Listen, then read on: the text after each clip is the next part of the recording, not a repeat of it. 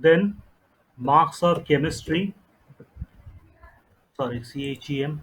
Okay, I left mathematics. So plus maths. So you can switch over. It doesn't mean you have to write math first. Okay, MATH. Write the variable name properly.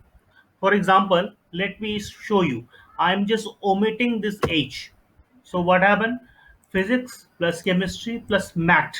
So here your maths I haven't written properly. So let me press enter. It will show you an error. So how can you solve it? I'm going back to this line again. I'm going back to this line again. Just press the cursor after this line, then let me press enter. So whole line again came up. So there I'm writing THS, okay, because I have taken the variable MATHS.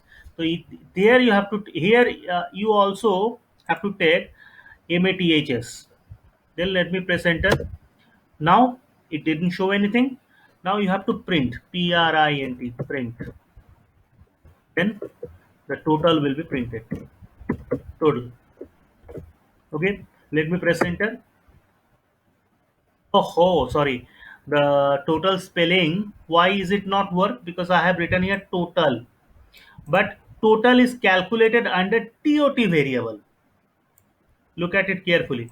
If you write total or sum, it won't work because we have taken the variable as TOT. So there you have to write print, PRINT, print. What was the variable name? TOT. Under what we have calculated TOT. Here you have to write TOT. Then bracket close, press enter, we got the result. Okay. So if you write total here, you will get a uh, big error here.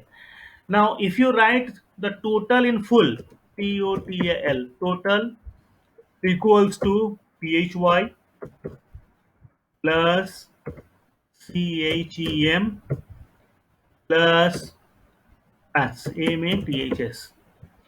Now you press enter. See, last time we have written TOT, so here we have to write TOT.